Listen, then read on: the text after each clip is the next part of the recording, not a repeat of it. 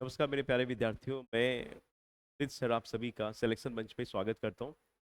और हमेशा की तरीके मैं आज आपके सामने बैंकिंग अवेयरनेस में आज एक न्यू टॉपिक के बारे में चर्चा करूंगा और देखेंगे कि वह पार्टिकुलर टॉपिक आपके एग्जाम के लिए कैसे क्या इम्पोर्टेंस रखता है। तो सिलेक्शन मंच पे आप सभी का स्वागत है। बढ़ते अपने सेशन की तरफ। आज का जो टॉपिक डिस्कस करने जा रहे हैं हम लोग, उसका नाम है नाबार्ड एंड पीएसएल, यानी कि जो टॉपिक है स्पेशली जो हिट करेगा उसका नाम है बच्चों ये नाबार्ड, यानी कि एक ऐसा लेक्चर जो आपके बैंकिंग इंटरव्यू के लिए बहुत ही इम्पोर्टेंट साबित होगा और साथ साथ आपके जो इंटरनल प्रमोशन के उनमें भी काफ़ी तक ये आपके लिए सहयोगी रहेगा। इस लेक्चर बहुत ही ध्यान से आप लोग पेन और पेपर को ले करके अच्छे से रेडी हो जाएं और निकल पड़ते अपने पड़ाव की तरफ नाबार्ड एंड पीएसएल के इस लेक्चर में। बच्चों ये जो आपके सामने लेक्चर के बारे में जो नाबार्ड पीएसएल मेंशन किया गया, इस लेक्चर की एक खासियत ये है, ये पूरा लेक्चर डिजाइन किया गया, ये जो पूरा जो लेक्चर है डिजाइंड है on development of village economy, यानी कि जो भी ग्रामीण अर्थव्यवस्था है ना, ग्रामीण अर्थव्यवस्था है, उसके विकास के लिए यह लेक्चर काफी तक ही इम्पोर्टेंट रखता है। एक्चुअली नाबार्ड तो ये बाद में इसका इस्टेब्लिशमेंट किया गया, लेकिन इसके पहले भारत में ग्रामीण परिवेश में लेंडिंग के लिए, लोन फैसिलिटीज को प्रोवाइड करने के लिए कई ऐसे इनिशिएटिव लिए गए थे, कई ऐसे पर्सपेक्टिव लिए गए थे जिसकी वजह से ग्रामीण परिवेश में हमारे किसान भाइयों को अच्छे तरीके से क्रेडिट फैसिलिटी मिल सके, को साख सुविधा मिल सके, या उनके लिए जरूरत पड़ने पे जब भी उनको फंड की नीड पड़े तो उस फंड को अरेंज करने के लिए वित्तीय संसाधनों का मुहैया करना बहुत ही जरूरी समझा जाता है। तो मैं आपके सामने एक थोड़ी सी ग्लिम्स आपके सामने मैं भी ये रखना चाहूंगा। ये ग्लिम्स है बच्चों 1969 की है, 1969 की ये ग्लिम्स है, जब आपको मालूम है कि बैंकों का राष्ट्रीयकरण किया गया था 1969 में। बैंकों का राष्ट्रीयकरण किया गया था, फर्स्ट फेज में बैंकों का नेशनलाइजेशन किया गया था प्रथम चरण में। और नेशनलाइजेशन करने का भी मुख्य उद्देश्य ये था कि शहरी अर्थव्यवस्था को तो सुधार करना ही है, लेकिन ग्रामीण अर्थव्यवस्था में किसानों को उचित मात्रा में लोन मिल सके, नीडी पर्सन को क्रेडिट फैसिलिटी मिल सके, और जो भी समाज में जो सोशल और फाइनेंशियल डिस्पैरिटी है उसको कहने के रिमूव किया जाए। इसलिए 1969 में श्रीमती इंदिरा गांधी जी के रिकमेंडेशन पे बैंकों का राष्ट्रीयकरण किया गया था। ये कहानी यहाँ से इसलिए मैं कनेक्ट कर रहा हूँ कि आपको ये मालूम होना चाहिए कि एटलीस्ट ये नाबार्ड जब तक आया था तब तक भारत में क्या क्या इनिशिएटिव हुए थे। तो 1969 में बच्चों आपको मालूम होना चाहिए कि बैंकों का नेशनलाइजेशन किया गया था, है ना। ये आप लोग याद रखिएगा, नेशनलाइज बैंकें जानी जाती थी। इसी बीच में भारत में लीड बैंक स्कीम की भी चर्चा करी गई थी, है ना। गैडगिल और नरीमन कमेटी की सिफारिश पे लीड बैंक स्कीम की भी चर्चा करी गई थी। इसी समय पर भारत में 1974 में 1974 में प्राथमिकता प्राप्त क्षेत्र यानी कि प्रायोरिटी सेक्टर लेंडिंग के बारे में भी चर्चा करी गई थी, यानी कि इन इन गाइडलाइंस को भी आरबीआई ने जारी किया था। और इसी के अलावा 1975 में 1975 में रीजनल रूरल बैंकों का भी फॉर्मेशन किया गया था, का एस्टैब्लिशमेंट किया गया था, ठीक है ना, 1975 में। तो आप देख रहे हैं कि आपके सामने जो ये बातें बताई गई हैं कि 1969 से लेकर के 1975 तक, यानी कि कुल 6 वर्षों में कृषि के तमाम सारे ऐसे सेक्टर्स में ग्राउंड लेवल पे, यानी कि जो भी फील्ड है ग्राउंड लेवल का हो जाएगा, जमीनी स्तर पे लोगों को साख सुविधा प्रोवाइड कराने के लिए कई सारे इनिशिएटिव किए गए, बैंकों का राष्ट्रीयकरण किया गया था। और इस बीच में बच्चों यह भी बता दें आपको कि 1980 का जो समय था ना, 1980 का समय था, इस टाइम पर भी बैंकों का नेशनलाइजेशन किया गया था ना, इस टाइम पर भी बैंकों का राष्ट्रीयकरण किया गया था। तो बच्चों आप देख रहे हैं कि ये जो प्रक्रिया करी गई थी कि भारत में दो दो बार बैंकों का नेशनलाइजेशन किया गया था, है ना। मतलब नेशनलाइजेशन का मतलब हो जाएगा एक ऐसी प्रक्रिया जिसमें कोई भी निजी बैंक सरकार के रिकमेंडेशन पे कार्य करती है, government of India undertaking bank हो, उसी को ही एक प्रकार से नेशनलाइजेशन की प्रक्रिया में जाना जाता है। तो कहानी 1969 से 1980 तक पहुंची थी, जिसमें से ये देखा गया कि हमें विलेज इकोनॉमी को रिफॉर्म करने के लिए ग्रामीण परिवेश में ऐसे प्रमुख वित्तीय संस्थानों का स्टैब्लिशमेंट किया गया था, और उनके अलावा नेशनलाइजेशन की भी प्रक्रिया रखी गई थी, और प्राथमिकता प्राप्त क्षेत्रों को लोन देने की कवायद भी रखी गई थी, यानी कि जो भी प्राथमिकता प्राप्त क्षेत्र है इनको लोन मिल सके, ये भी बात रखी गई थी, है ना। 1980 के बाद फिर जब 1982 का समय था, 1982 का समय था, तब इस बैंक का जिक्र किया गया था, जिस बैंक के जिक्र के बारे में या फिर जो चैप्टर में चर्चा करने जा रहा हूँ, नाबार्ड का फॉर्मेशन किया गया, है ना। तो ये चीज आप देख रहे हैं कि 1982 के बाद एक ऐसी एपेक्स बॉडी का फॉर्मेशन किया गया जो एग्रीकल्चर के सेक्टर में इनिशिएटिवली गवर्नमेंट ऑफ इंडिया के बताए गए गाइडलाइंस को फोकस करे, सरकार को भी कहीं के गाइडलाइंस प्रोवाइड करे, इसलिए नाबार्ड का फॉर्मेशन किया गया। 1982 के बाद फिर कहीं 1990 में सिडबी जैसी एक small industries development bank of India का फॉर्मेशन किया गया, मतलब सूक्ष्म लोन को सुविधा देने के लिए। 90 से 92 के बीच में फाइनेंशियल रिफॉर्म की भी बात करेगी डॉक्टर मनमोहन सिंह के द्वारा। मतलब हो जाएगा ये कि जब हम इतिहास के पन्नों पे जाते हैं 1969 से या फिर उसके पहले, मैं चलो 1950 से लेकर के 1992 तक की बात करता हूँ। 1950 से लेकर मतलब ये कि आरबीआई का नेशनलाइजेशन 1949 में किया गया था, या 1949 के बाद 50 से लेकर के 92 तक भारत में agriculture growth with stability focus toward self reliance, है ना। मतलब आत्मनिर्भरता पर बल दिया जा रहा था, कृषि के कार्यों को बेटर किया गया, है ना, ये सारे काम किए गए, बैंकों को एक प्रकार से डेवलपमेंटल एक्टिविटीज से जोड़ा गया। तो आज मैंने सामने आपके सामने में जो ये जो एक प्रकार का सीरीज मैंने जो चर्चा करी ना कि बैंकों को नेशनलाइजेशन किया गया, लीड बैंक स्कीम लाई गई, है ना, पीएसएल गाइडलाइंस को जारी किया गया, आरआरबीज का फॉर्मेशन किया गया, फिर से बैंकों का नेशनलाइजेशन किया गया, फिर से नाबार्ड का गठन किया गया, इसका नाबार्ड का फॉर्मेशन किया गया।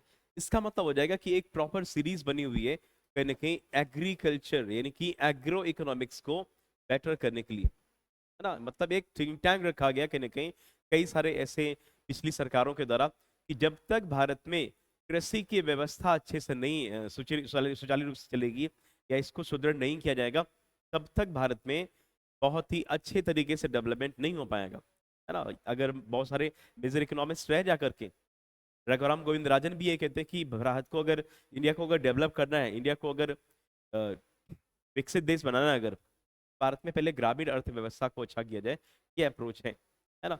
तो बढ़ते हैं बच्चों की नाबार्ड के बारे में क्या इंपॉर्टेंस है। एक्चुअली नाबार्ड का जो फुल फॉर्म होता है ना, ये नाबार्ड का जो फुल फॉर्म होता है, इस नाबार्ड का जो फुल फॉर्म होता है ये होता है बच्चों national bank, national bank for agriculture, national bank for agriculture and rural development, है ना। पूरा पॉइंट बात करेंगे हम लोग, आपके बिल्कुल एग्जाम ओरिएंटेड बात होगी, नो बकवास, सिंपल खास बात, only exam oriented. National bank for agriculture and rural development, ठीक है, इसका फुल फॉर्म है। और पीएसएल का मतलब बच्चों यहाँ पे बोला गया है, ये पीएसएल लिखा हुआ है, इसका मतलब होता है प्रायोरिटी सेक्टर लेंडिंग, है ना, प्रायोरिटी सेक्टर लेंडिंग। बहुत ही आहिस्ता आहिस्ता से आगे लेक्चर बढ़ेंगे हम लोग, अगर ये लेक्चर आज नहीं सेशन पे हो जाएगा तो आगामी सेशन में भी इसके नाबार्ड पार्ट 2 के बारे में भी चर्चा कर लेंगे। लेकिन ऐसा पढ़ो कि वाकई दिमाग में छप जाए, ऐसा लगे कि हाँ सर ये चीज़ क्लियर लगी है ना, मतलब अच्छा लगे कि हाँ जो भी पढ़ा हुआ उसको दिमाग में पूरा सेटल हो गया मामला, है ना। टचवुड आ जाए जिसको बोला गया ना, टचवुड जिसको बोलते हैं, एक बार कमेंट पे जरूर तो मेंशन करें, ठीक है। नेक्स्ट देखिए, जब हम नाबार्ड के लेक्चर को आगे बढ़ाएंगे तो इसमें देखिए क्या क्या पढ़ेंगे हम लोग पहले सीखेंगे कि नाबार्ड है क्या, एटलीस्ट क्या इसके फंक्शन है ना, इसकी कौन कौन सी एसोसिएट बॉडी है नाबार्ड की, है ना, और इसकी सब्सिडरीज कौन कौन सी है, क्या कौन कौन सी इसकी बेसिकली सब्सिडरी है नाबार्ड की, ये भी हम लोग कहीं ना कहीं ये चर्चा करेंगे कि नाबार्ड की सब्सिडरीज क्या है। रूरल के अंतर्गत जो इंफ्रा को अच्छा करना है, आरआईडीएफ की क्या इंपॉर्टेंस है, क्या इसका महत्व, तो ये भी हम लोग चर्चा करेंगे। रीजनल रूरल बैंक ये क्या होती है, लीड बैंक की स्कीम का इंपॉर्टेंस क्या है, किसान क्रेडिट कार्ड, और फिर इसके अलावा प्रायोरिटी सेक्टर लेंडिंग।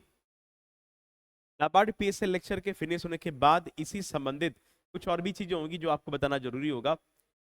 वो ऐसी स्कीम्स भी हैं जो सरकार की माइक्रो सेविंग स्कीम्स कहलाती है ना, उनको भी चर्चा करेंगे हम लोग। और जो भी एग्रीकल्चर एक्टिविटीज से जो भी चीजें होती हैं वो भी चर्चा करेंगे। तो पहले धीरे धीरे आगे बढ़ते हैं हम लोग, है ना। तो दोस्तों ये जो लेक्चर में ये सारी चीजें हम लोग पढ़ेंगे। बात करते हैं सबसे पहले हम लोग नाबार्ड के बारे में। एक्चुअली इसके बारे में मैं आपको ब्रीफिंग थोड़ा सा दे दूं, थोड़ा सा मैं इसके बारे में ब्रीफिंग प्रोवाइड करा दूं कि ये उस समय की बात है जब समय हो रहा था बच्चों, ये 1979 का, 1979 का समय हो रहा था। 1979 में क्या हुआ था कि एक उस समय के एक मेजर यानी कि बहुत ही महत्वपूर्ण पर्सन हुआ करते थे, जिनका नाम था प्रोफेसर बी शिवारमन, है ना। Professor B Sivaraman. Professor B Sivaraman का ये कहना था कि भारत में सब कुछ तो लगभग धीरे धीरे कहीं ना कहीं आगे बढ़ ही रहा, मामला सब कुछ लगभग ठीक चल रहा है, लेकिन कृषि के क्षेत्र में, ग्रामीण अर्थव्यवस्था में जो भी वहां पे वित्तीय संस्थान होते हैं, वो वित्तीय संस्थानों को सरकार फोकस करे और सरकार उन वित्तीय संस्थानों को वित्त की सुविधा मुहैया कराए, तब वो वित्तीय संस्थान कृषि के बारे में सोच सकें लोन देने के लिए। यानी कि इनका अप्रोच ये था कि ऐसी कुछ थॉट रखा जाए, ऐसी कोई कमेटी बनाई जाए जिसमें ग्रामीण परिवेश में, है ना, ग्रामीण परिवेश में वित्तीय संस्थानों की साख की सुविधा के बारे में एक मंचन बन पाए, एक तरीका बन पाए कि हाँ वाकई ग्रामीण परिवेश में कहीं कहीं लेंडिंग करना जरूरी है। तो बच्चों 1979 में क्या हुआ था, एक कमेटी बनाई गई थी। इस कमेटी का नाम था क्रैफी कार्ड, CRAFIARD, है ना। ठीक है क्लास, क्रैफी कार्ड जैसे सामने लिखा भी देखिए, क्रैफी कार्ड कमेटी का फॉर्मेशन किया गया था 1979 में। और ये समय बच्चों कितना था मालूम है आपको, ये समय था 30 मार्च का, ये समय था 30 मार्च 1979 का समय था जब ये कमेटी बनाई गई थी।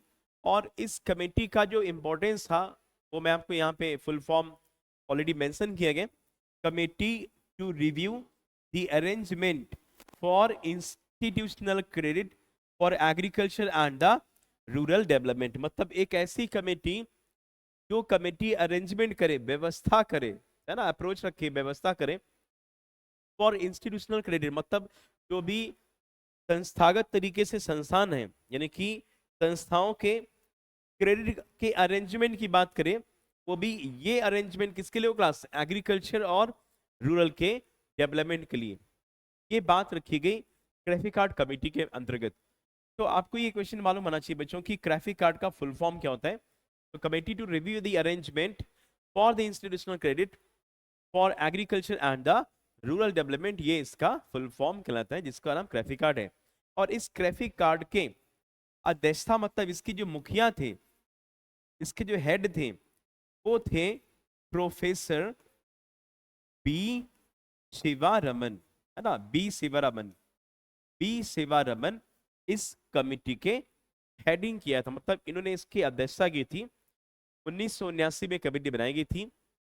इंडियन पार्लियामेंट में इन्होंने, यानी कि इन अंकल ने, जिनका नाम बी शिवरामन है, इन्होंने भारत में, भारतीय पार्लियामेंट में ये कवायद रखी, ये बात रखी, ये चर्चा करी कि भैया ऐसी कमेटियां बना रहे, और इस कमेटी के अंतर्गत हम ये देखें कि ग्रामीण परिवेश में भी कोई एक पर्टिकुलर बैंक हो या कोई ऐसे संस्थान हो जिनको साख की सुविधा मुहैया कराई जाए, और ग्रामीण परिवेश में जितना भी एग्रीकल्चर को डेवलपिंग करने के लिए जो भी नीड हो कैश की, उसको इमीडिएटली बेसिस पे सैंक्शन करें, चाहे वो हार्वेस्टर परचेस करना हो, चाहे पेस्टिसाइड परचेस करना हो, चाहे फर्टिलाइजर परचेस करना हो, या फिर और कई सारे सीड्स के बारे में, different types of the need which belong from the agriculture activities, है ना।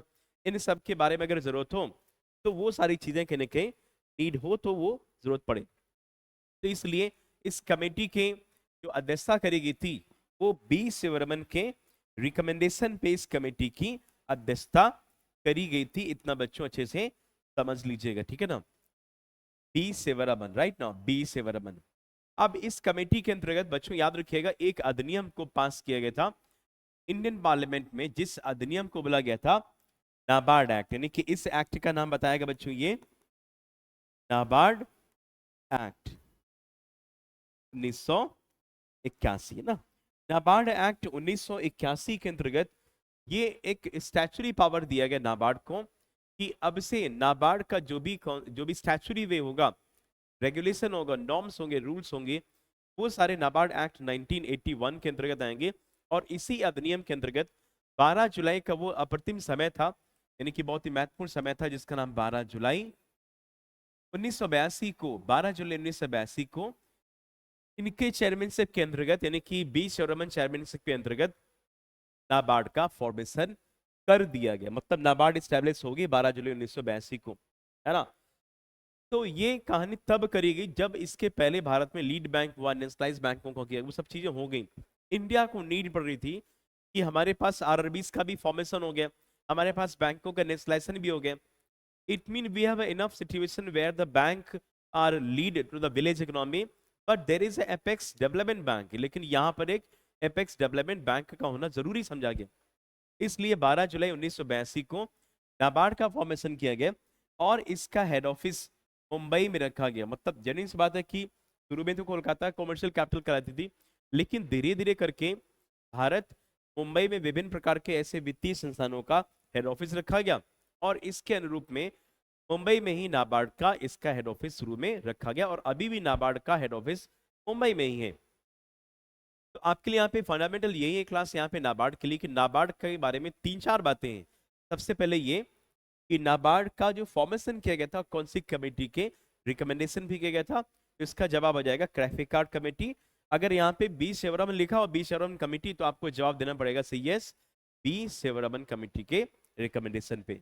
On which date the NABARD was established, that day was up 12 July 1982। Where is the headquarter of this NABARD, तो इसका जवाब आ जाएगा the headquarter of NABARD located in the Mumbai. And the first chairperson NABARD, यानी कि अगर बात करें क्लास यहाँ पर जो पहले चेयरपर्सन नाबार्ड के रह चुके थे उनका भी नाम बच्चे याद रखिएगा बी शिवरामन बनाया गया। मतलब ये कि बी शिवरामन अंकल को ही कहीं ना कहीं फर्स्ट रिस्पॉन्सिबिलिटी दी गई थी नाबार्ड के बारे में ना, है कि नहीं। मतलब ये एक सचेत व्यक्ति थे, इनको लगा कि नहीं ऐसा होना चाहिए, इन्हीं कोई सरकार इन्हीं इन्हीं कोई सरकार ने रिस्पॉन्सिबिलिटी दी, तो भैया तुम ही संभालोगे नाबार्ड की पहले ही तरीके से ही जिम्मेदारी है ना। ठीक है, अब देखिए ये भी बताएंगे क्लास की वर्तमान में नाबार्ड की अगर हम शेयर की बात करते हैं, नाबार्ड बच्चों याद रखिएगा 100%, 100% गवर्नमेंट ओन्ड बॉडी कहलाता है नाबार्ड ना। मतलब ये कि आज के समय में ये नहीं कह सकते कि नाबार्ड में आरबीआई का कोई स्टेक है या नाबार्ड के ऊपर भी कोई रेगुलेटरी अथॉरिटी है। नाबार्ड के ऊपर रेगुलेटरी अथॉरिटी है अगर, तो गवर्नमेंट ही है, आरबीआई का कोई भी इसमें समावेशन नहीं है। लेकिन ये कह सकते हैं कि आरबीआई बैंकों का बैंक कहलाएगा, नाबार्ड भी एपेक्स डेवलपमेंट बैंक कहलाएगा। तो reserve Bank of India NABARD को कुछ हद तक मतलब रेगुलेशन कर सकती है, कुछ ना कुछ एक प्रकार से रेगुलेशन कर सकती है आरबीआई नाबार्ड को, लेकिन नाबार्ड का एक अपना भी रूल है ना, ये चीज है, ठीक है ना। तो ये चीज याद रखिएगा। तो NABARD 100% fully government owned body के रूप में इसको जानते हैं। वर्तमान के समय में अगर देखते हैं बच्चों यहाँ पर कि नाबार्ड के कुल कितने रीजनल ऑफिस हैं, तो याद रखना बच्चों नाबार्ड के कुल जो रीजनल ऑफिस हैं, यानी कि टोटल जो इसके रीजनल ऑफिस है नाबार्ड के बच्चों, वो बच्चों हैं इस समय 31, यानी कि 31 इसके क्षेत्रीय कार्यालय है नाबार्ड के, है ना। लखनऊ में भी नाबार्ड है, समझ रहे हो, लखनऊ में नाबार्ड है। जब आप गोमती नगर जाओगे तो आप जाने पे आपके लेफ्ट साइड पे जो है नाबार्ड का रीजनल ऑफिस पड़ता है, नाबार्ड का है, बगल में सिडबी है ना, ये चीज़ें। ठीक है, इसके बाद फिर आपका पंजाब नेशनल बैंक का लोकल ऑफिस है। तो रीजनल ऑफिस जो नाबार्ड के 31 है पूरे भारतवर्ष में, चाहे वो गुवाहाटी हो, चाहे वो देहरादून हो, या हो भोपाल, या हो चंडीगढ़, या फिर हो आपका ये लखनऊ, उन सब जगह नाबार्ड के क्या है बच्चों, रीजनल ऑफिस है। 31 बहुत बड़ी बैंक है, ऐसी छोटी मोटी बैंक नहीं है, है ना। हर साल इसकी वैकेंसीज आती रहती नाबार्ड की, ग्रेड बी ऑफिसर की, कभी कभी ऑफिस असिस्टेंट की वैकेंसी आती है। किस्मत है, आजमाइए, सारा कंटेंट वगैरह पढ़िए कायदे से और बस लगे रहो एक तरीके से, कभी ना कभी सक्सेस मिलेगी जरूर। एटलीस्ट ये तो नहीं कह सकते हैं कि नहीं मैंने प्रयास नहीं किया हुआ था ना। तो बच्चा याद रखिएगा 31 इसके ऑफिस है। और अगर क्वेश्चन ये पूछे कि क्या वर्तमान में इसके कौन है प्रमुख, तो वर्तमान में जो इसके प्रमुख हैं उनका नाम है श्री केवी शाह जी, है ना। यानी कि प्रेजेंट में इसके जो चेयरपर्सन है, प्रेजेंट में जो इसके जो चेयरपर्सन है, नाबार्ड के जो चेयरपर्सन है, उनका नाम है मिस्टर के वी शाह जी, है ना। केवी साजी, अब देखिए केवी साजी में तो ये है कि मतलब अभी तो इनका फुल फॉर्म तो नहीं मैं याद आ रहा कि केवी साजी का है, लेकिन हाँ एक इंसान और है मेरे दिमाग में ये चीज याद है। अगर केवी कामत की बात अगर करें अगर, तो मेरे दिमाग में ये हलचल आ गई कि कुंडा वमन कामत उनका नाम था, केवी कामत का, ठीक है ना, बहुत पुराना नाम है केवी कामत साहब। एक बैंकर है, 35 वर्ष इन्होंने बैंकिंग, 35 40 वर्ष इन्होंने बैंकिंग इंडस्ट्री में दिया हुआ ना। केवी कामत उम्दा पर्सनालिटी बैंकर है ये। अब केवी साजी का नाम यहाँ पे मैं कुंडा वमन नहीं कहना चाहूंगा, कुछ और होगा, बाकी I am sorry about that, but ये कि केवी साजी वर्तमान में क्या है, क्लास प्रमुख है इसके चेयरपर्सन। केवी से मुझे याद आएगा बस, इसलिए मैंने यहाँ पर मतलब चर्चा कर दी, क्योंकि काफी लंबा समय हो गया बैंकिंग इंडस्ट्री में मुझे पढ़ाते पढ़ाते। केवी कामत साहब एनडीबी के चेयरपर्सन भी रह चुके हैं ना, है ना, न्यू डेवलपमेंट बैंक, राइट, 2015। तो K V Shaji the present chairperson of this NABARD, 31 regional office के साथ ये अंकल 7 दिसंबर 2022 से नाबार्ड की कमांड को संभाले हुए, है ना। पहले कभी हर्ष कुमार भानवाला भी रह चुके थे, है ना, एच के भानवाला, हरियाणा बेस्ड पर्सनालिटी, है ना, भानवाला का मतलब हरियाणा ही, है ना। वर्तमान में केवी साजी। बच्चों याद रखिएगा कि अगर हम फंक्शन की बात करते हैं नाबार्ड की, कौन कौन से फंक्शन पे नाबार्ड फोकस करता है, कौन कौन से कार्य बेसिकली नाबार्ड के, तो नाबार्ड के कई सारे प्रमुख कार्यों के बारे में यहाँ पे चर्चा करी जा चुकी है, जिसमें से मैं आपके सामने अगर ये बात करूं कि कौन कौन से और कार्य यहाँ पर, तो सबसे पहले यहाँ पे देखिए लिखा हुआ कि act as a coordinator in the operation of rural credit institutions. मतलब क्या हो जाएगा कि ग्रामीण परिवेश में जो भी लोन देने वाले संस्थान हैं उनसे ये बातचीत करता है, कोऑर्डिनेट करता है कि भाई ऐसा करो कि आप अपने विलेज एरिया में जो भी आपकी पॉपुलेशन से जहाँ भी आप वर्क करते हो वहाँ पे अप्रोच रखो कि किन किन किसानों को या किन किन सेक्टर्स या किन किन ऐसे प्रोमोटर्स ग्रुप को जो एग्रीकल्चर सेक्टर में काम करना चाह रहे हैं तो कितने कितने पैसे की नीड है, तो ये चीजों को कोऑर्डिनेट करेगा, है ना। कोऑर्डिनेट का मतलब हो जाएगा सामंजस्य बिठाएगा, किनके साथ साथ, रूरल क्रेडिट इंस्टीट्यूशंस के साथ। दूसरा मतलब क्या हो जाएगा, extend assistance to the government, the Reserve Bank of India and the other organisation in the matters relating to the rural development. ग्रामीण परिवेश में जो भी ऐसे मामले होंगे जिनमें से RBI, reserve Bank of India या फिर सरकार, इन सब के बीच में कोऑर्डिनेट करने का काम करेगा ये नाबार्ड, यानी कि कहीं ना कहीं असिस्टेंट की बात करता है। एक्सटेंड का मतलब हो जाएगा बढ़ावा देगा, असिस्टेंट मतलब हो जाएगा सहायता करने के लिए आगे आगे रहेगा। इतने ही कि तुम बड़ा एक्सटेंड कर रहे हो काम, ऐसा बड़ा आगे आगे आ रहे हो, मतलब आगे आगे रहने का मतलब हो जाएगा कि ये गाइडलाइंस प्रोवाइड करेगा, आरबीआई कहेगा उसकी कहीं ना कहीं ये समझेगा, गवर्नमेंट ऑफ इंडिया के नॉर्म्स पे ये चलेगा, ये काम करेगा कि आरबीआई और सरकार जो बोलेगी उसको कहीं ना कहीं फॉलो करवाएगा फील्ड पे, और खुद की भी अप्रोच रखेगा आरबीआई के सामने और सरकार के सामने कि ऐसा ऐसा होना चाहिए। Offers training and research facilities for bank, मतलब क्या हो जाएगा कि जेन्युइन सी बात है कि आने वाले समय में जब आप लोग बीइंग ए बैंकर बाबू बनोगे, मतलब क्या हो जाएगा जब आप आगामी स्किल 1 में एज ए अफसर बन के जाओगे, और सपोज दैट आप पूर्वांचल में कोई एक बैंक आपको मिल गई, है ना, और उस बैंक में आप अधिकारी बन गए, स्केल 1 पे गए, तो ब्रांच को आप होल्ड कर रहे होगे, ब्रांच को मैनेज कर रहे होगे, स्केल 2 में जाओगे तो आपको कहने की इंटरनल ट्रेनिंग प्रोवाइड करनी पड़ेगी, इंटरनल ट्रेनिंग आप लेना पड़ेगा आपको। ये सारी ट्रेनिंग का अप्रोच कराने के लिए नाबार्ड एक एपेक्स डेवलपमेंट बॉडी है जो आपको ट्रेनिंग प्रोवाइड कराएगा, different types of the criteria research के सेक्टर्स में वो फैसिलिटेट करेगा बैंक्स एंड कोऑपरेटिव बैंकों और तमाम सारे ऐसे संस्थानों के लिए जो कि कृषि के क्षेत्र में डेवलपमेंट को बढ़ावा देने के लिए कार्य करते हैं। तो चाहे वो कोऑपरेटिव बैंक हो चाहे आरबीज हो, ठीक है, इन स्मॉल फाइनेंस बैंक भी इवन ऑल्सो ना, ये सारी बैंक भी अगर ग्रामीण परिवेश में काम करती है फर्स्ट ऑफ ऑल, ठीक है ना। स्मॉल फाइनेंस बैंकों को बोला गया कि 25% branches must be open in the unbanked areas, मतलब अगर ग्रामीण है तो वहां पे भी करो, जहाँ पे शहर भी अगर, तो अगर बैंक नहीं तो वहां पे भी करो, मतलब ये कि उन सभी को ट्रेनिंग प्रोवाइड कराएगा। Help the state government in reaching their target of the providing assistance to eligible institution in the agriculture and the rural development. सरकार को कुल मिलाकर के एक हेल्प करेगा ऐसी जगह अप्रोच करने के लिए, रीचिंग करने के लिए जहां पर फिलहाल टारगेट्स दिए जाएंगे सहायता करने के लिए, जो भी कृषि के और वहां के विकास के लिए एक्टिविटीज को फुलफिल करेंगे उनको कहने की वहां तक अप्रोच पहुंचाएगा और लोन सुविधा को मुहैया करने का जिक्र करेगा, वहां तक रीचिंग करेगा, पहुंचेगा. Act as a regulator for the cooperative bank, मतलब अगर सहकारी बैंकों के रेगुलेशन की बात होती है तो नाम आएगा आपके सामने नाबार्ड, है ना. यानी कि नाबार्ड सहकारी बैंक के कोऑपरेटिव बैंकों को रेगुलेट करने का भी कार्य करता है, इसी को याद रखिएगा. और साथ साथ जो भी हमारी रीजनल रूरल बैंक हैं इनको भी रेगुलेट करेगा. नाबार्ड बेसिकली जो भी कोऑपरेटिव बैंक हैं, यानी कि जो आपकी प्राइमरी कोऑपरेटिव बैंक है, डिस्ट्रिक्ट कोऑपरेटिव बैंक है, स्टेट कोऑपरेटिव बैंक है, अर्बन कोऑपरेटिव बैंक है ना, इन समस्त बैंकों का रेगुलेटरी अथॉरिटी जो है वो आपका नाबार्ड कहलाएगा. और आरआरबीज को भी रेगुलेट करेगा. साथ साथ अगर इनको पैसे की जरूरत पड़ती है तो फंडिंग, यानी कि जो भी पैसा होगा इस फंड को भी मुहैया कराने का जो जिम्मेदारी लेगा वो नाबार्ड लेगा ना, ये चीज याद रखिएगा आप लोग. तो act as a regulator for the cooperative bank and also provide refinance and lending institutions, मतलब इनको सबको क्या करेगा, रीफाइनेंस करेगा उन सारे संस्थानों को जो ग्रामीण परिवेश में क्या करेंगे, कार्य करेंगे.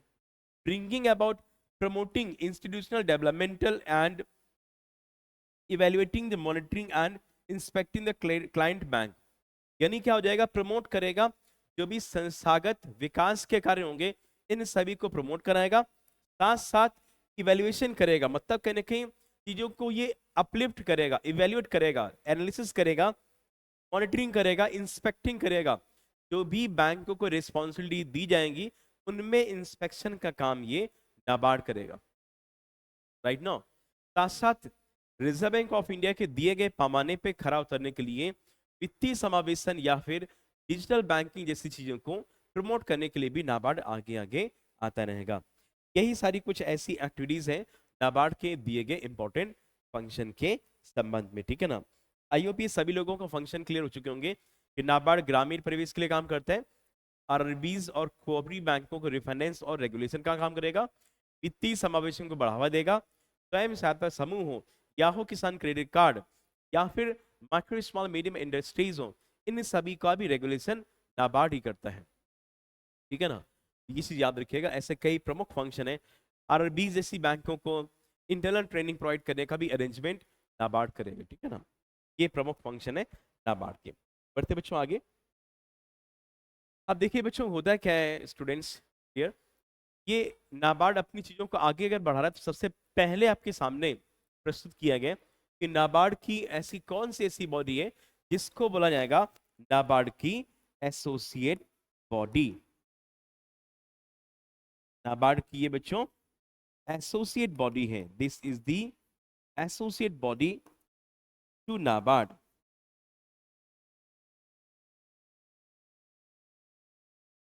देखिए मैं आपको सामने डिस्कस कर दे रहा हूं कि एसोसिएट और सब्सिडरी में क्या डिफरेंस होता है, एसोसिएट बॉडी और सब्सिडरी में क्या डिफरेंस होता है.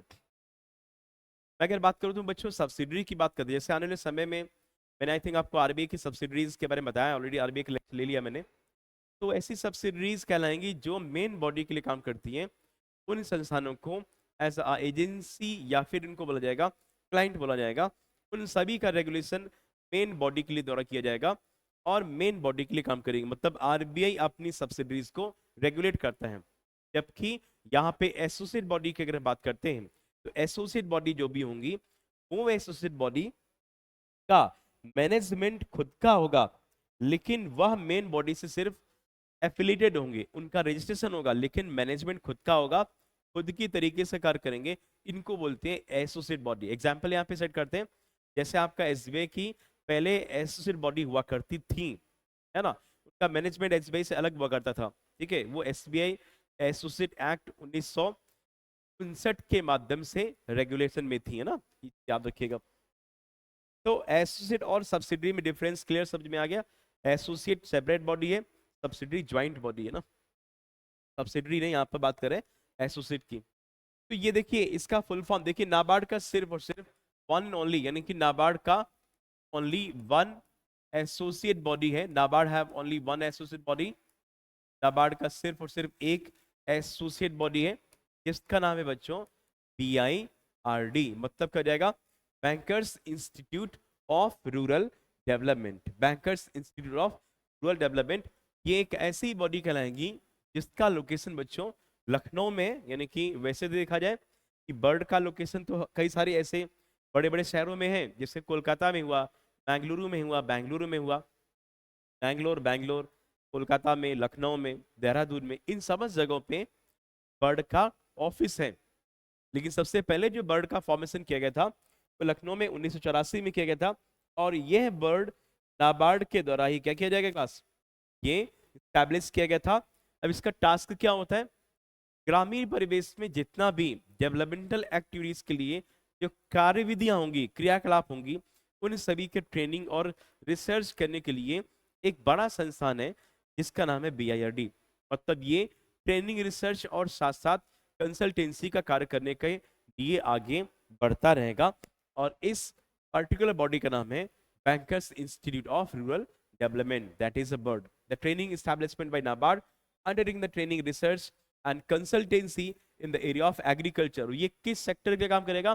कृषि के संबंध में। तो एग्जाम में कई बार पूछा गया कि बर्ड का फुल फॉर्म क्या होता है, तो bankers institute of rural development, ये चीज याद रखिएगा, एग्जाम में पूछा गया। एंड इसका मेन लोकेशन कहाँ पे है? तो इसका मेन लोकेशन आपके लखनऊ में, ठीक है ना। इतनी कि मुस्कुराओ आप लखनऊ में, है ना, नवाबों का शहर। एक ऐसा शहर जहां पर चिकन खाया भी जाता है और चिकन पहना भी जाता है। समझ रहे हैं आप इसका मतलब क्या होता है? लखनऊ का चिकन बहुत फेमस है। चिकन का मतलब जो भी नॉन वेज है, और chicken is a kind of a textile, है ना। दोनों चीज फेमस है लखनऊ की। अभी आइए लखनऊ या कानपुर। चले आगे बढ़ते हैं हम लोग, सब्सिडरीज की बात करते हैं। नाबार्ड की सब्सिडरीज के बारे में देखिए, अभी तक मैंने एसोसिएट बॉडी का जिक्र किया था, अब जिक्र करने जा रहे हैं बच्चों यहाँ पर नाबार्ड के सब्सिडरी के संबंध में हम लोग चर्चा करेंगे। सब्सिडरीज के बारे में देखिए, आपके सामने मैंने कुछ चीजें यहाँ पे मेंशन करी हुई हैं अपने PPTs में, जिसमें किसान लोग है ना, ये देखिए different different types of cropping कर रहे हैं, ठीक है। अलग अलग प्रकार से इनका फसल करने का अपना अपना मतलब पर्सपेक्टिव है ना, तरीका है अपना। कोई धान की फसल कर रहा है, तो कोई ये पता नहीं कि आलू आलू फसल लगता है ना, ये कुछ और फसल है, ठीक।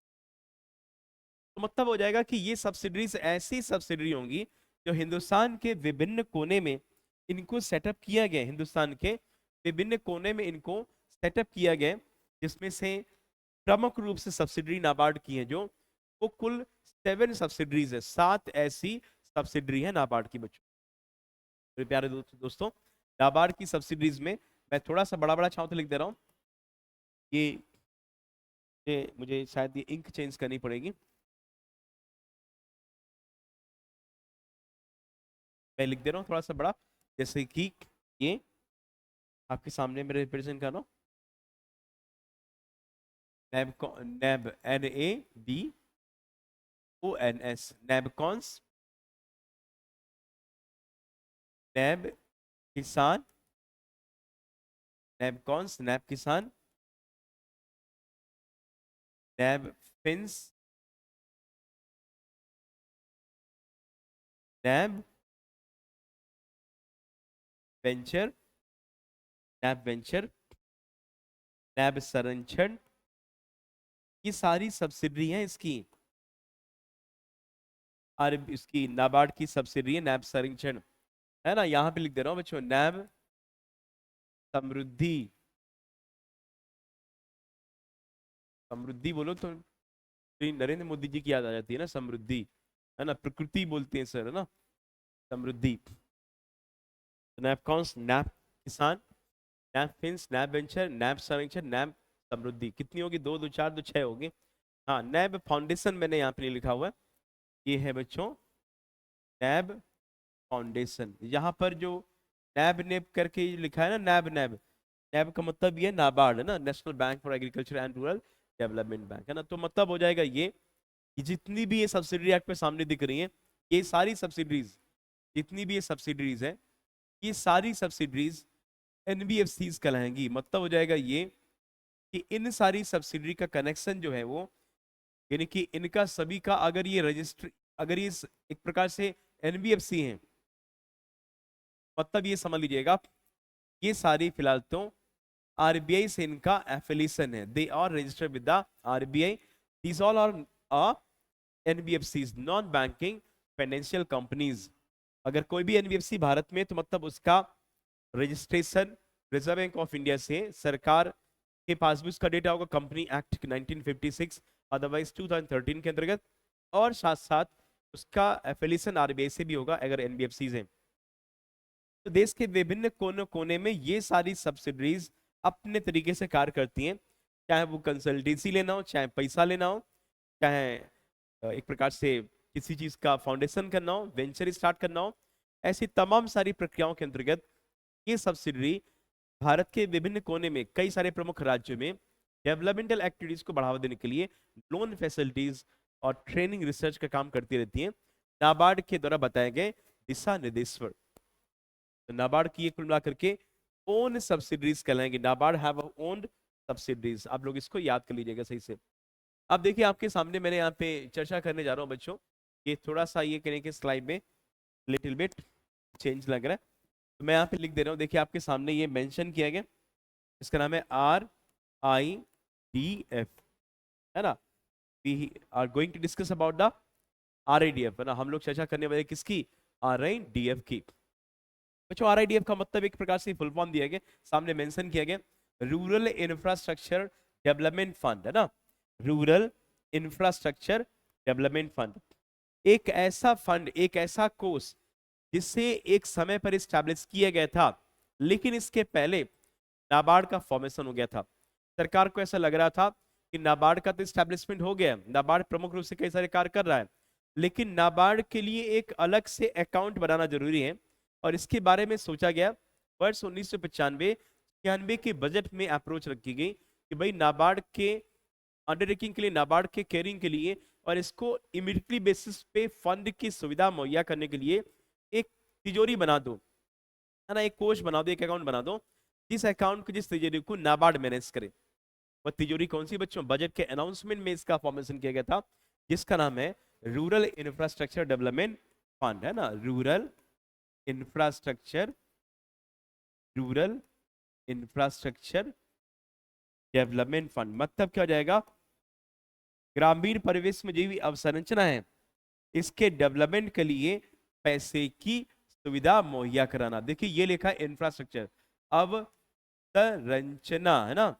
अवसंरचना का मतलब हो जाएगा ये कि एक ऐसी एक्टिविटीज जिसमें नाबार्ड कुल मिलाकर के ये ध्यान दे कि हमें किन किन सेक्टर में फोकस करना है। ग्रामीण परिवेश की जो भी इंफ्रास्ट्रक्चर है, जहां पे रूरल कनेक्टिविटीज है, regarding with the physical connectivity मतलब हो जाएगा सड़कों के माध्यम से कनेक्टिविटीज, है ना। इंटरनेट कनेक्टिविटीज की बात करें यहाँ पर, या फिर ट्रांसपोर्टेशन के माध्यम से खास प्रकार की सर्विस की कनेक्टिविटीज की बात करते हैं, चाहे वो कॉमन हेल्थ सेंटर्स हो, चाहे वो आपके स्कूलिंग हो, वाटर पॉइंट्स हो, सड़कें, रोड्स हो, एग्रीकल्चर मार्केट्स हो, लिटिल छोटी छोटी स्तर पर, इन सब को बनाने के लिए एक रूरल में इंफ्रा की जरूरत है, चाहे वो हेल्थ हो, चाहे स्कूल हो, चाहे आप कॉमन सर्विस सेंटर हो, कॉमन हेल्थ सेंटर्स हो, इन्हें सबको बनाने के लिए पैसे की जरूरत पड़ती है। को बेटर करने के लिए इस RIDF का जो फॉर्मेशन किया गया था वो 1995-96 के बजट के अनाउंसमेंट में किया गया था। बजट के अनाउंसमेंट में इसका फॉर्मेशन किया गया था। देखिए सामने लिखा भी है बच्चों, ये तो 95-96 के बजट के अनाउंसमेंट में नाबार्ड के द्वारा, नाबार्ड के लिए RIDF का फॉर्मेशन किया गया था। इसके लिए मिनिमम कैपिटल 2000 करोड़ रुपए की रखी गई थी। मतलब ये कि नाबार्ड के लिए RIDF के फॉर्मेशन के लिए 2000 करोड़ रुपए की कैपिटल से इसका फॉर्मेशन किया गया था, और इसमें तब से लेकर के अब तक करीब समझ लीजिएगा ये कितना लिखा हुआ बच्चों, 28 लिखा हुआ एक तरीके से, 28 बार फंड दिया चुका है तब से लेकर के अब तक। इस बार यानी कि पिछले एक वर्ष पहले से, एक वर्ष पहले 2022-23 के वित्तीय वर्ष में 40,000 करोड़ रुपए दिए गए थे एक पार्टिकुलर टाइम पर, जिसमें से 40,000 करोड़ रुपए का मेन मकसद ये था कि ग्रामीण परिवेश में इनको डेवलपमेंटल एक्टिविटीज को बेटर करने के लिए इस पैसे का उपयोग नाबार्ड कर सके। मतलब ये कि जैसे ये ये पैसा, जैसे मान लीजिए कि ये आरआईडीएफ के अकाउंट में पैसा जमा कर दिया गया 40,000 करोड़ पे। अब ये पैसा नाबार्ड को पता है, ठीक है ना, नाबार्ड को बच्चों ये पैसा पता है कि हाँ हमारे खाते में इतने पैसे आ गए हैं। अब नाबार्ड ये देख रहे हैं कि ये कोई गांव है, जो मान लीजिए कि बैसाखी गांव है, ये बैसाखी गांव है, और इस बैसाखी गांव में कुछ सड़कें बननी है, रोड्स बनने हैं ना। और रोड्स बनने के लिए ये हमारे हैं कालीन भैया, ठीक है, ये कालीन भैया हैं। ये कालीन भैया कह रहे हैं अपने बैंक के पास गए हैं, ये बैंक से बोले कि देखिए ऐसा है भाई, कालीन भाई साहब कैसे क्या उनका उनका नेचर आपको मालूम है ना, सबको बताए। तो कालीन भाई साहब बोले कि देखिए ऐसा है, हम ये चाहते हैं कि हमारे गांव में कोई सड़क बने अच्छे से, जिससे हमारे गांव में एम्बुलेंस हुआ या फिर जो भी हमारे बच्चे बाहर पढ़ने जाएंगे तो अच्छे से मेन मार्ग से कनेक्टेड हो जाए, जिसके लिए हमें सड़क बनाना है। और ये काम ग्रामीण परिवेश के कुछ बैंकें मुहैया करा दे पैसा, जिससे हमारा लोगों का दैनिक जीवन काफी अच्छे से चलता रहे। तो कालीन भाई साहब गए कहाँ पे, कोई बैंक के पास गए, बैसाखी गांव के डेवलपमेंट को अच्छा करने के लिए इन्होंने पैसा मांगा। नाबार्ड ने बोला कि भाई अब कालीन भाई साहब पहुंचेंगे तो नाबार्ड भी एक्टिव हो जाएगा, ठीक है ना, इसे याद रखिएगा, नाबार्ड भी एक्टिव हो जाएगा इस चीज के लिए, है ना। तो अब इस केस में क्या हो जाएगा कि नाबार्ड फिलहाल ये देख रहा है, नाबार्ड ये देख रहा है, कह रहा है कि भाई पैसा दो किसको, किसी पार्टिकुलर बैंक को। अब ये पार्टिकुलर बैंक को पैसा देने के लिए नाबार्ड क्या करेगा, अपनी एक्टिविटीज को आगे रखेगा और बैसाखी गांव को डेवलपमेंटल एक्टिविटी से आगे बढ़ा देगा। कालीन भाई साहब खुश, बोला यार हमारे गांव सड़क बन गई है, हमारे गांव में डेवलपमेंटल एक्टिविटी बढ़िया होगी, है ना, नाबार्ड को थैंक यू बोलेगा, राइट। आरआईडीएफ से पैसा लेकर के सारा नाबार्ड की तरफ चला जाएगा, पैसा दे नाबार्ड पैसा किसको देगा, विभिन्न प्रकार की बैंक हैं, रीजनल रूरल बैंक हैं, ठीक है, शेड्यूल कमर्शियल बैंकों में कई सारी बैंकें आती हैं, इनको सबको पैसा देगा। बच्चों याद रखिएगा कि ये पैसा ग्रामीण परिवेश के विकास के लिए है। और ये जो 18,500 करोड़ रुपए आप देख रहे हो ना, इसके लिए भारत निर्माण, देखिए सामने पे लिखा भी है कि भारत निर्माण जैसे प्रोजेक्ट को लॉन्च किया गया था भारत में 2005 में ना, है ना, आप देख लीजिएगा 2005 में भारत निर्माण प्रोग्राम लॉन्च किया गया था। अब अगर मान लीजिए किसी विलेज में अगर भारत निर्माण प्रोग्राम के अंतर्गत, तो जो मैं आपको बता रहा हूँ क्लास की भारत निर्माण में होता क्या है, जैसे कि 6 ऐसे प्रमुख कंपोनेंट होते हैं, आवास, सड़क, स्वास्थ्य, शिक्षा, है ना, 1 2 3 4, सड़क, आवास, स्वास्थ्य, शिक्षा, और इसके अलावा स्वच्छ पेयजल, यानी कि स्वच्छ पेयजल, ये भी मैं नोट कर दे रहा हूँ, स्वच्छ, देख लेना थोड़ा सा हिंदी मिस्टेक हो सकती है, स्वच्छ पेयजल, प्योर ड्रिंकिंग वाटर, ठीक है ना, स्वच्छ शायद थोड़ा मिस्टेक लिखा, प्लीज एक बार देख लीजिएगा, स्वच्छ पेयजल हो जाएगा। तो ये देखिए ये क्राइटेरिया हो गया, शिक्षा हो गया, 1 2 3 4, ये 5 हो गया, 5 हो गए, एक और बचा हुआ है, एक देखिए कौन सा है, और बिजली, 6 हो गए कंपोनेंट।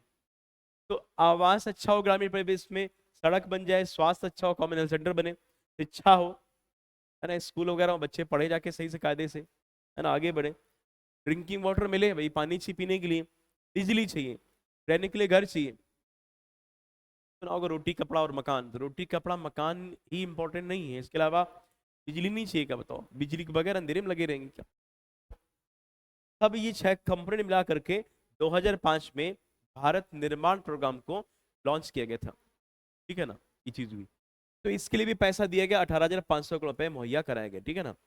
तो आरआईडीएफ मतलब एक प्रकार का कोर्स कराया गया, इस कोर्स को मैनेज कौन करता है, नाबार्ड मैनेज करता है। 1995-96 में इस आरआईडीएफ का इंफॉर्मेशन किया गया था, यानी कि इसका एस्टैब्लिशमेंट किया गया था बजट के अनाउंसमेंट के द्वारा। इस प्रकार के फंड को मैनेज करने के लिए नाबार्ड एक एपेक्स बॉडी है जो इसको मैनेज करता है, ठीक है। आगे बढ़ते हैं बच्चों। अब देखिए होता है क्या है कि अगर आरआईडीएफ की हम बात करते हैं तो आरआईडीएफ किन किन सेक्टर्स के लिए काम करेगा, लगभग 39 ऐसी, यानी कि 39 ऐसी एक्टिविटीज हैं, 39 ऐसी प्रमुख रूप से एक्टिविटीज हैं जिनको फिलहाल ये फोकस करता है RIDF के द्वारा। और इसके अलावा 3 ऐसी ब्रॉड एक्टिविटीज भी मेंशन करेगी। ब्रॉड एक्टिविटीज का मतलब हो जाएगा बड़ी एक्टिविटीज, जिनमें से सामने लिखा हुआ है agriculture sector, social sector and rural connectivity. कृषि के संबंध में जो भी ऑल एग्रीकल्चर और अलाइड सेक्टर है बच्चों, ये एग्रीकल्चर और से संबंधित क्षेत्र जो भी हैं उन सब क्षेत्रों को ये नाबार्ड फोकस करता है। और नाबार्ड के द्वारा RIDF लोन देगा, पैसा देगा, ठीक है ना। नाबार्ड फोकस करेगा, RIDF सिर्फ पैसे का अरेंजमेंट RIDF करेगा, ये समझ लीजिएगा, ठीक है ना। चाहे हॉर्टिकल्चर हो, फ्लोरिकल्चर हो, एनिमल हस्बेंड्री हो, है ना, सेरिकल्चर हो, है ना, विनीकल्चर या विटीकल्चर बोलते हैं, कहते हैं अंगूर से जो है वाइन बनाने का एक्सेट्रा एक्सेट्रा, वो भी ग्रामीण परिवेश का या कहीं कहीं माइक्रो इंडस्ट्रीज का पार्ट कहलाएगा, ठीक है ना। तो एग्रीकल्चर में माइंस भी आता है ना, माइंस भी किस में आएगा, एग्रीकल्चर में आएगा। Dairy development board, animal husbandry, इन सबको पैसा देने के लिए एग्रीकल्चर संबंधित सेक्टर होगा। सोशल सेक्टर का मतलब हो जाएगा जैसे कि स्वयं सहायता समूह, इसके लिए फोकस करेगा। रूरल कनेक्टिविटीज के लिए कहीं कहीं यहाँ प्रधानमंत्री ग्राम सड़क योजना पे फोकस करेगा। याद रखिएगा RIDF का फुल फॉर्म होता है रूरल इंफ्रास्ट्रक्चर डेवलपमेंट फंड। चलिए बच्चों आगे मूव करते हैं हम लोग। अब आपके सामने मैं चर्चा करने जा रहा हूँ क्लास ये रीजनल रूरल बैंकों का, यानी कि क्षेत्रीय ग्रामीण बैंकों के संबंध में हम लोग अप्रोच रखने वाले हैं। जानेंगे कि RRBs की क्या इंपॉर्टेंस है, RRBs किस सेक्टर में फोकस किया था, RRBs की क्या इंपॉर्टेंस है, किस सेक्टर में फोकस किया था।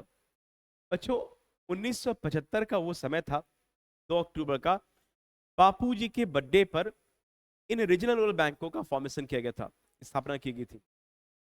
मैं 2024 से भी चल रहा है, अगर मैं 15 से 20 साल पहले की बात करता हूँ तो ऐसे ऐसे विलेज थे जहाँ पे बैंक नहीं थी, है ना।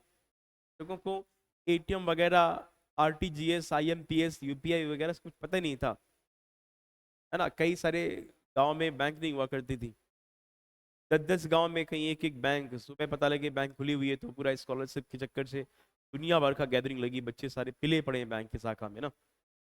इतनी सारी भीड़ हो रही तगड़ी सी।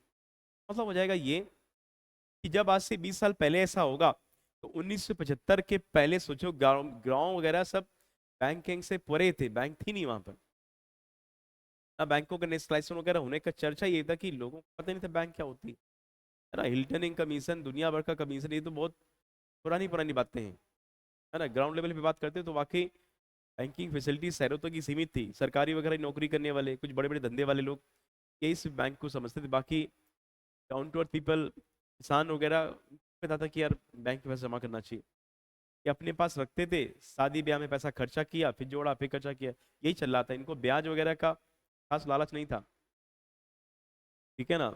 नॉर्मल तरीके से जीवन यापन था। आज के समय में क्या है कि अगर 2000 की पॉपुलेशन है अगर किसी विलेज में तो एक बैंक जरूर है वहां पर, है ना।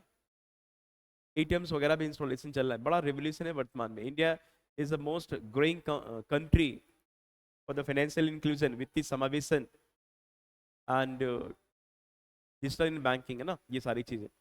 तो 1975 की बात है बच्चों, याद रखिएगा 1975 की बात है।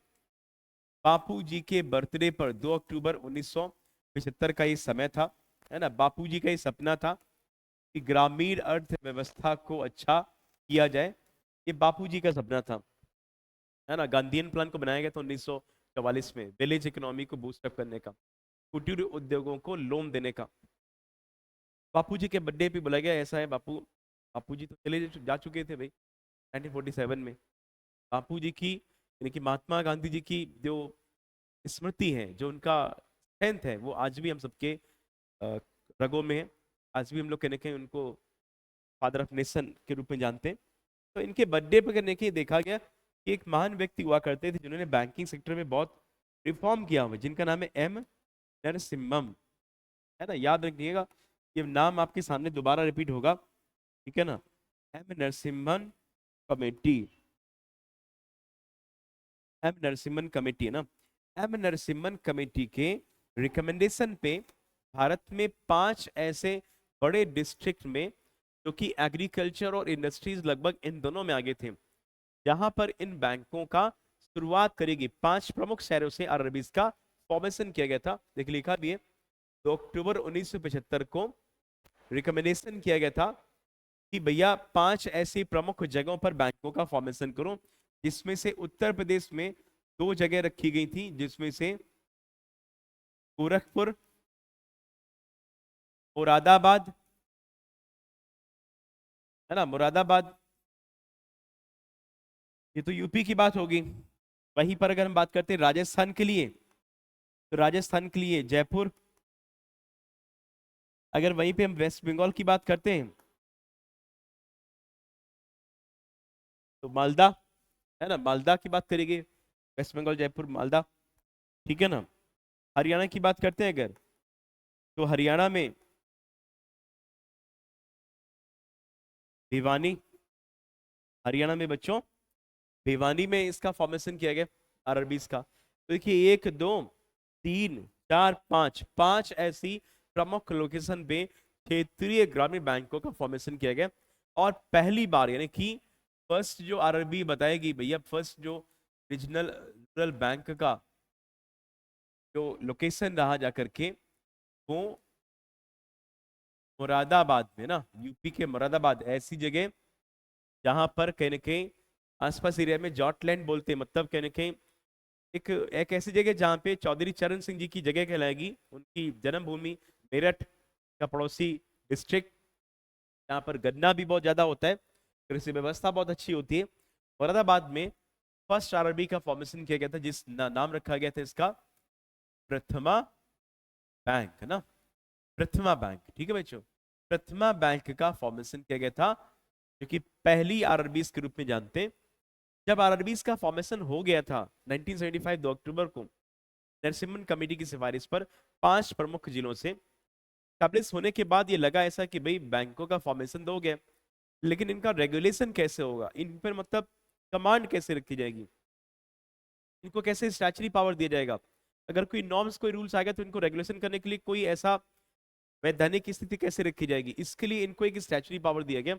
और ये स्टैचुटरी पावर यानी कि ऑल रीजनल रूरल बैंक, जितनी भी बच्चों आरआरबीज होती हैं, को रेगुलेट किया जाएगा under RRB, regional rural bank RRB act, है ना, आरआरबी एक्ट 1976। कौन से अधिनियम के अंतर्गत इनको रेगुलेशन करने की बात करेगी? रीजनल रूरल बैंक 1976 के अंतर्गत। याद रखिएगा ये एक ऐसी बैंक है जिनका अधिनियम बाद में बना था सितंबर 1976 में, और फॉर्मेशन 1 साल पहले अक्टूबर 1975 में किया गया था। ये कौन सी बैंक है जिनकी स्थापना पहले की गई थी, उनको बाद में यानी कि अधिनियमित उसमें एक्ट के अंतर्गत जोड़ा गया था, है ना, अधिनियमित किया गया था, तो वो बैंक आपकी आरआरबीज है। और ये भी ऐसा बोला जाता है भाई कि ये जो बैंकें हैं उस टाइम पे देखा गया तो करीब 1995 बैंकें, 195 बैंकें थी 1996 के समय तक। 1996 तक भारत में मैक्सिमम कम से कम आरआरबीज 195 प्लस आरआरबीज हुआ करती थी। लेकिन धीरे धीरे क्या हुआ कि हर जगह पर आरआरबीज खोल डालेगी। फिर बाद में क्या हुआ कि 2005 के बाद किसी पार्टिकुलर कमेटी, सराफ कमेटी की या सेरेक कमेटी की सिफारिश पर इन आरआरबीज को मर्ज करने की शुरुआत होगी। मर्ज करने के बाद अभी 2020 तक की बात करते हैं, अगर 2020 तक की बात करते हैं तो भारत में कुल जो आरआरबीज हैं, अगर मैं टिल 2020 की बात करता हूं तो कुल कितनी बच्चों आरआरबीज हैं? 2020 तक भारत में कुल 43 आरआरबीज हैं। मतलब हो जाएगा ये कि जब समय 2015 हो रहा था ना, तो उस टाइम पर कुल 56 आरआरबीज थी। लेकिन नेशनलाइज बैंकों के विलय की बात होगी, है ना, स्मॉल पेमेंट बैंक, फाइनेंस बैंकों का भी गठन किया गया। तो ऐसे ऐसे करके इन बैंकों को भी बड़ा स्वतंत्र रूप में वर्किंग करने का क्राइटेरिया बढ़ा दिया गया, मतलब इनको कंसाइज किया गया, मर्ज किया गया। मर्ज करने से क्या हो जाएगा, इनका जो वर्किंग स्केल था वो बढ़ गया, बड़े लेवल पे बैंक ये काम करने लगी। आज के समय में देखा जाए भारत में, यूपी में अगर देखा है तो यूपी में कुल 3 आरआरबीज हैं। ऐसा बोला गया कि कोई भी बड़ा राज्य हो, मैक्सिमम 3 आरआरबीज होनी चाहिए। छोटे से छोटे राज्य में 1 आरआरबीज है। हरियाणा में सिर्फ 1 आरआरबीज है। यूपी में 3 आरआरबीज हैं। महाराष्ट्र में 3 आरआरबीज हैं, उड़ीसा में 2 आरआरबीज हैं, है ना। ऐसे करके कुल आरआरबीज की बहुत सारी ब्रांचेस हैं। तो आज के समय में ये इंटरनेट बैंकिंग व RTGS, IMPS, UPI, credit card, debit card सब कुछ जारी करती है आरआरबीज, है ना, बड़े लेवल पे काम करती है। कमर्शियल बैंक कहलाती है, लेकिन ये पब्लिक सेक्टर बैंक नहीं कहलाती, क्योंकि इसका कारण ये है कि अगर हम यहाँ पे शेयर कैपिटल की बात करते हैं, शेयर कैपिटल में जो भारत सरकार का शेयर है, गवर्नमेंट ऑफ इंडिया का जो शेयर है, ठीक है ना, गवर्नमेंट ऑफ इंडिया का शेयर, इसके अलावा एक होता है बच्चों ये स्पॉन्सर्ड बैंक, है ना, स्पॉन्सर्ड प्रवर्तक बैंक इसको बोलते हैं ना बच्चों, स्पॉन्सर्ड बैंक। और एक बच्चों होता है आपके सामने, इसको बोला जाएगा स्टेट। मैं थोड़ा सा इंक चेंज कर दूं तो इससे हाईलाइट हो जाएगा। इसमें से यहाँ पे लिखा हुआ है स्टेट गवर्नमेंट, है ना, राज्य सरकार का शेयर। जब इसमें 100% कैपिटल शेयर की बात होती है बच्चों, 100% कैपिटल शेयर की बात होती है डियर स्टूडेंट, ठीक है, 100% कैपिटल की बात होती है। तो 100% कैपिटल में करीब, अगर यहाँ पर 100% कैपिटल की बात करेगी तो इसमें 50% कैपिटल केंद्र सरकार की, स्पॉन्सर बैंक की 35% कैपिटल, और स्टेट गवर्नमेंट की जो कैपिटल यहाँ पे मेंशन करेगी वो फिलहाल सिर्फ और सिर्फ 15% ही से रहेगा। मतलब ये कि 50, 35, 15 केंद्र सरकार, स्पॉन्सर बैंक और स्टेट गवर्नमेंट, इन तीनों का समावेशन होता है। जिसका मतलब हो जाएगा किसी भी अगर संस्थान को गवर्नमेंट ओन होने की बात होती है तो एटलीस्ट वहां पर, यानी कि उस संस्थान में कितने शेयर होने चाहिए बच्चों, आपको मैंने बताया था ऑलरेडी, एटलीस्ट कमेंट बॉक्स में एक बार जरूर बताइएगा। 51% होना चाहिए ना, लेकिन इसमें 50% है। कितना इसमें? ओनली 50%। इसलिए ये मैक्सिमम शेयर सरकार का है, सरकार इसको रेगुलेट करती है, लेकिन इसमें रिमेनिंग शेयर्स आपके इसके भी हैं। तो इसको पब्लिक सेक्टर नहीं बोला जाएगा। 51 पब्लिक सेक्टर होता, 50 तक है तो मतलब हो जाएगा इसमें मैक्सिमम शेयर सरकार के, कॉमर्शियल बैंक के गाली। सार्वजनिक क्षेत्र का बैंक नहीं कहलाएगा, ठीक है ना। सार्वजनिक क्षेत्र के बैंक भारत में सिर्फ और सिर्फ 12 है, जिसमें से एक एसबीआई है और 11 नेशनलाइज बैंक। स्पॉन्सर बैंक का मतलब हो जाएगा एक ऐसी बैंक जो प्रवर्तक बैंक करती है, मतलब फाइनेंस का सुविधा भी देगी आरआरबीज को, है ना, उसको फोकस करेगी इस तरीके से ये चीजें। तो स्पॉन्सर बैंक कोई एक नेशनलाइज बैंक, यानी कि भारत में जो राष्ट्रीयकृत बैंक है, नेशनलाइज बैंक है, वो स्पॉन्सर बैंक के रूप में कार्य कर सकता है। स्पॉन्सर बैंक के रूप में ये कार्य कर सकता है कोई भी अगर नेशनलाइज बैंक है तो। स्पॉन्सर का मतलब प्रवर्तक बैंक। तो आरआरबीज को रिफाइनेंस करने का काम भी प्रवर्तक बैंक करेगा। जैसे कि बड़ौदा उत्तर प्रदेश बैंक जो है, इसका प्रवर्तक बैंक आपका बैंक ऑफ बड़ौदा है, ठीक है ना, ये चीज है। तो ये स्पॉन्सर बैंक क्या करेगा, कुल मिलाकर के पैसे का फ्लो भी देखेगा, एडवाइजरी बॉडी का काम करेगा, रेगुलेशन भी करेगा, और नाबार्ड भी इसका रेगुलेशन करेगा। फिर गवर्नमेंट ये कि 15% शेयर है। तो याद रखिएगा किसी भी आरआरबीज में 3 प्रकार के शेयर्स दिए गए, केंद्र सरकार, स्पॉन्सर बैंक और स्टेट गवर्नमेंट। स्पॉन्सर का मतलब हो जाएगा प्रवर्तक बैंक, है ना, चीजें प्रवर्तक बैंक। तो बच्चों आज के सेशन को फिलहाल मैं चाहूंगा कि अभी आज के लिए इतना ही रखते हैं, क्योंकि सेशन काफी लंबा हो जाएगा। थोड़ा सा जो भी मैंने पढ़ाया उसको एक बार अच्छे से आप रिपीट कीजिएगा, और फिर यानी कि नाबार्ड एनपीएसएल के पार्ट 2 में हम लोग चर्चा करेंगे लीड बैंक स्कीम, यानी कि एलबीएस की क्या इंपॉर्टेंस रही जाकर के, इसका फॉर्मेशन क्यों किया गया था, और साथ साथ प्रायोरिटी सेक्टर लेंडिंग की जो टारगेट्स होते हैं इनके बारे में भी हम लोग चर्चा करेंगे। और रिमेनिंग जो भी चीजें जो विलेज इकोनॉमी को बेटर करती हैं, चाहे वो आपका सेल्फ हेल्प ग्रुप हो, किसान क्रेडिट कार्ड हो, माइक्रो सेविंग स्कीम्स हो, ठीक है, इनकी सबकी चर्चा करेंगे। तो stay tuned with the Udit sir and watch this election मंच। थैंक यू ऑल, जय हिंद।